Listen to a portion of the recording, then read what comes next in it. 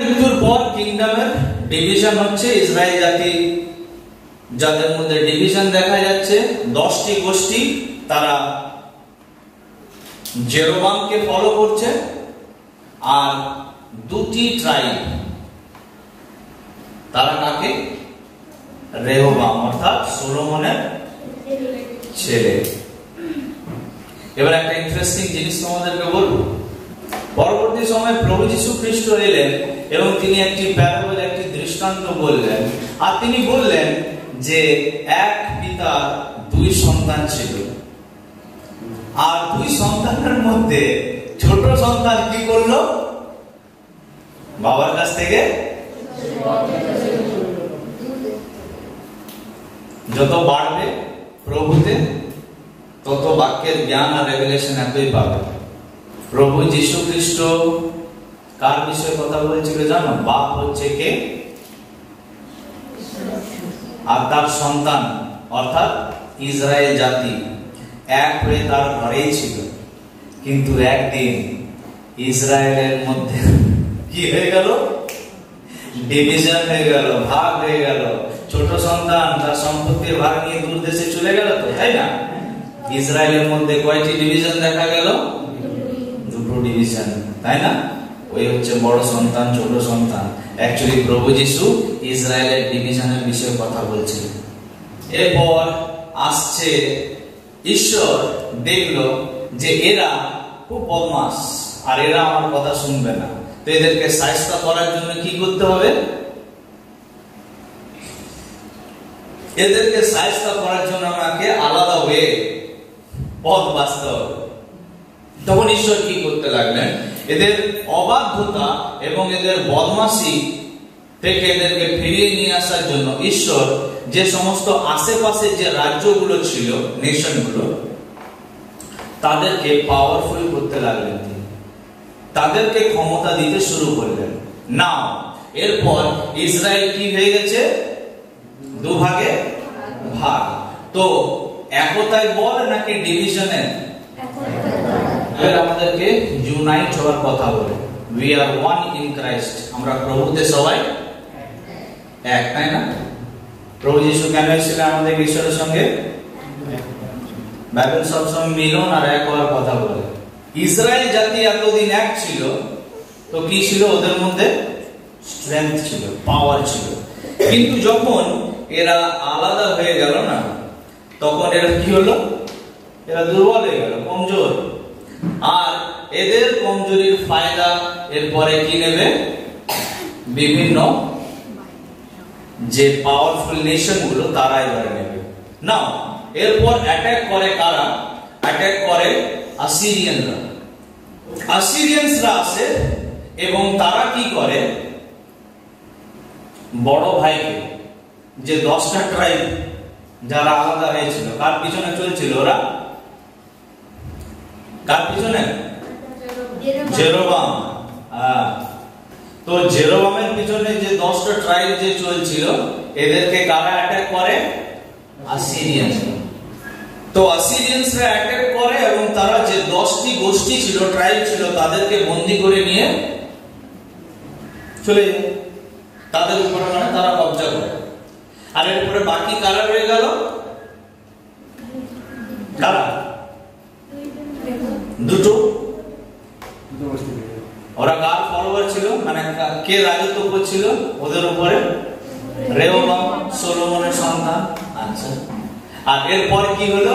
এরপর ব্যাবিলনিয়ানসরা এলো, আর ব্যাবিলনিয়ানসরা এসে আরো যে 2টো গোষ্ঠী ছিল তাদের উপরে কি করলো? তারা তাদেরকে বন্দী করে নিল। হ্যাঁ, আসিরিয়ানস, ব্যাবিলনিয়ানস, এবং এরা চলে যাওয়ার পর আসে পার্সিয়ানসরা। এবং পার্সিয়ানসরা এসে কি করে? তারা পুরো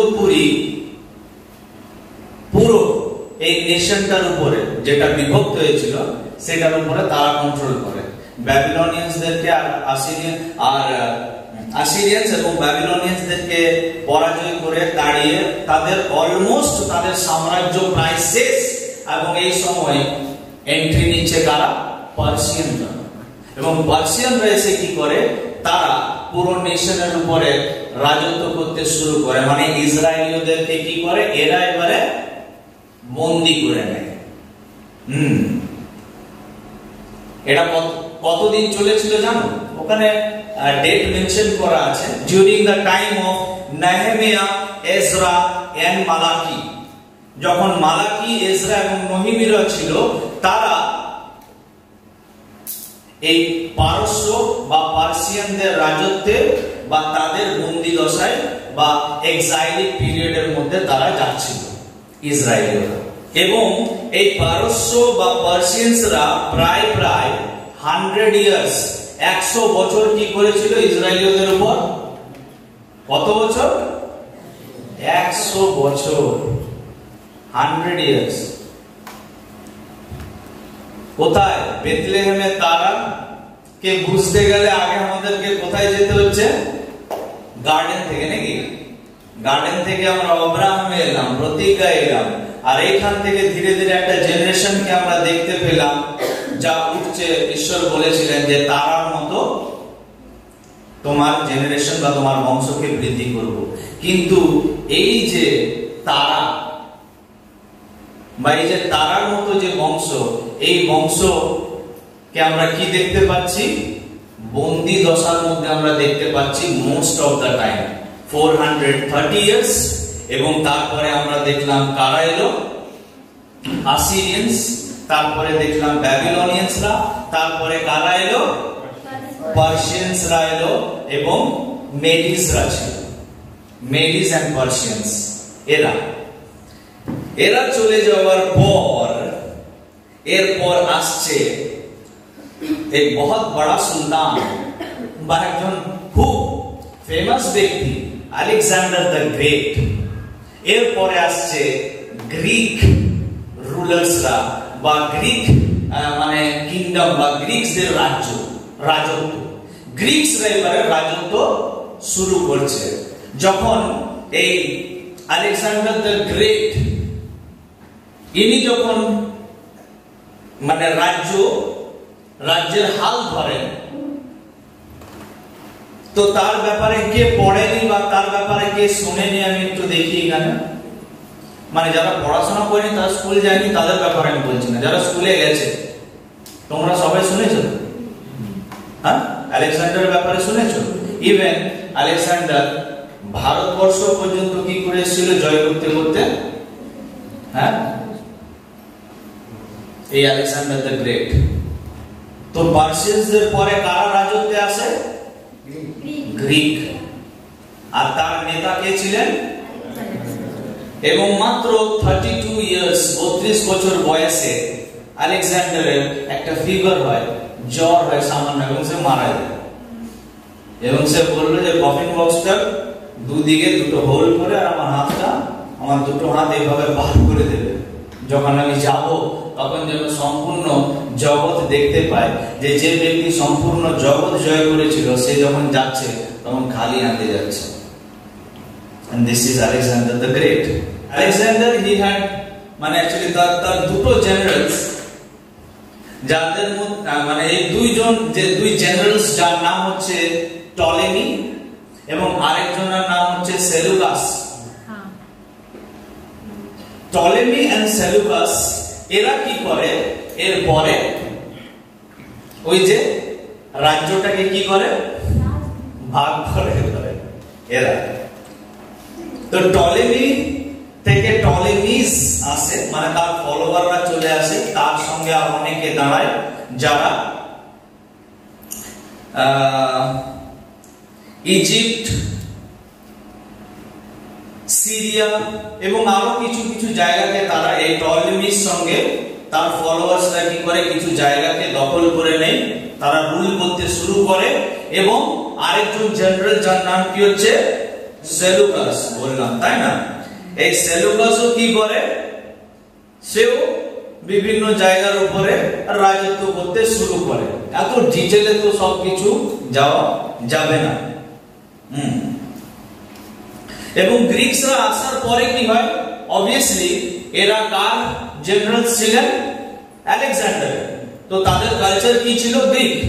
হ্যাঁ, তো তারা তাদের কালচার, তাদের ল্যাঙ্গুয়েজকে কি করে? খুব বেশি সাধারণ মানুষের উপরে পুশ করতে থাকে। সাধারণ মানুষ মানে কারা? এখানে কারা? ইসরায়েলীয়রা। এইদিকে 430 ইয়ার্স, 450 বছর, প্রায় 430 বছরের আপস এন্ড ডাউনস ওদের জীবনে।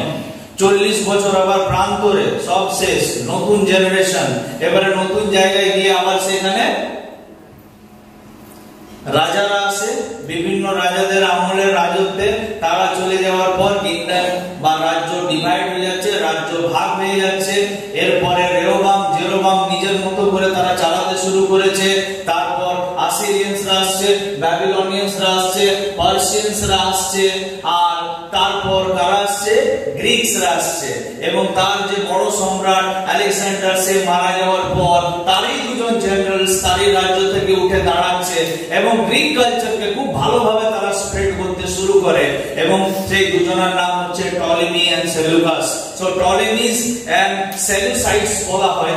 এরা কি করে? তাদের রাজ্যকে বিস্তার করে, কিন্তু বেশি দিন এরা পারে না। এরপরে আসছে, কিছু এখানে লেখা নেই, এরপরে আসছে ম্যাকাবিস। ম্যাকাবিসরা আসছে। হু আর দিস পিপল? ম্যাকাবিস। যখন ক্রমাগত জিহুদিরা অনেক বেশি অত্যাচারিত হতে শুরু করে বহিরাগতদের হাতে, তখন জিহুদিদের মধ্যে থেকেই একটা পরিবার উঠে দাঁড়ায়, যারা কি করে? এই বহিরাগতদেরকে কি করে? রিভোল্ট করে, বিদ্রোহ করে। আর এই পরিবারটাকে কি বলা হয়? ম্যাকাবিস বলা হয়। এবং এদের সঙ্গে ধীরে ধীরে আন্দোলনে অনেকে যোগ দেয়। তো ম্যাকাবিসদের পিরিয়ডস আসে এবং ম্যাকাবিসদেরকে কি করা হয় পরবর্তী সময়ে, অর্থাৎ যে জিহুদিদের যে একটা মানে গ্রুপ যারা উঠেছিল, তাদের সঙ্গে লড়াই করার জন্য,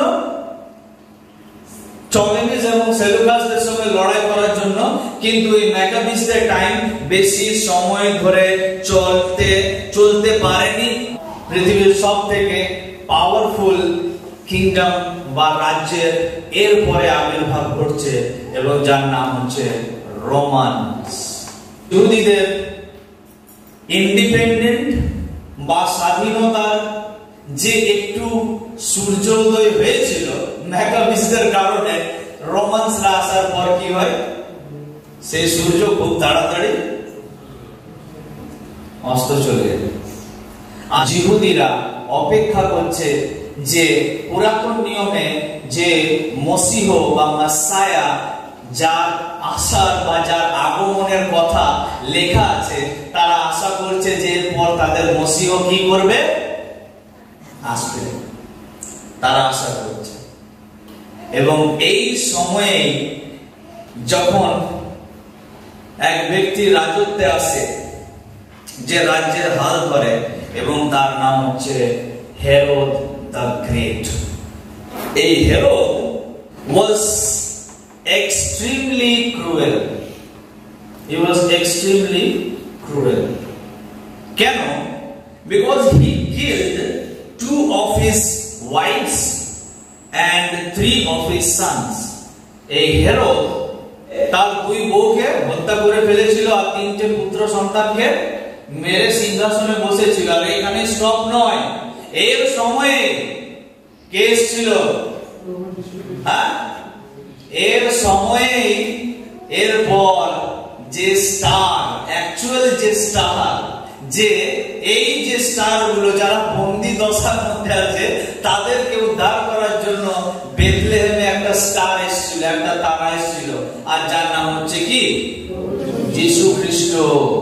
তাকে মারার জন্য এ সৈন্য লাগিয়ে দেয়। and he killed through 2000 male child. এই হেরোদ কতজন? 2000 পুত্র সন্তানকে কি করেছিল? মেরে ফেলেছিল। তোমরা আগস্ট কৈশোরের দ্বারা কি হয়েছিল? এই ফরমান জারি করা হয়েছিল যে সেন্সাস হবে। তো সেন্সাসের জন্য নাম লেখানোর জন্য তারা কোথায় গেছিলেন? বেথলেহেমে। আর সেইখানে আরেকটা তারার দেখা পাওয়া গেছিল। আর এই তারা দেখে পণ্ডিতেরা বুঝে গেছিল যে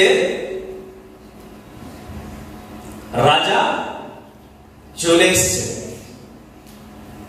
এবং এই পণ্ডিতেরা খুঁজতে খুঁজতে কার বাড়িতে গেছিল? হেরোদ।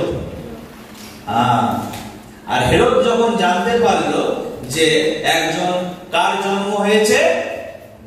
রাজা, অর্থাৎ মানে কি হেরোদ অলরেডি চেয়ারে বসে আছে, আর সেইখানে যদি ও কারো মুখ থেকে শোনে যে তার চেয়ার নেওয়ার জন্য আরো একজন কেউ জন্মগ্রহণ করেছে, তো কি চুপচাপ বসে থাকবে? সেই জন্য ও তার পুরো ফোর্সকে পাঠিয়ে দেয় এবং এইদিকে স্বর্গদূত কি করে, এসে যোসেফকে বলে দেয় যে এখনই পুত্র সন্তানকে নিয়ে কোথায় পালাও? কোথায়? কোথায়? ইজিপ্ট, মিশরে যাও, মিশরে পালিয়ে যাও। এবং তখন সেই স্টার, বেথলেহেমের স্টার, যার নাম কি?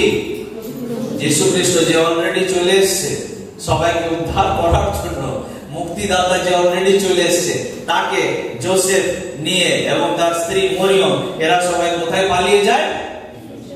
মিশর দেশে পালিয়ে যায়। এবং তাকে মারার জন্য শুধুমাত্র হেরোদ কি করে, প্রায় 2000 মেল চাইল্ড বা পুত্র সন্তানকে কি করে, মেরে ফেলে। বাট আলটিমেটলি সফল হতে পারে।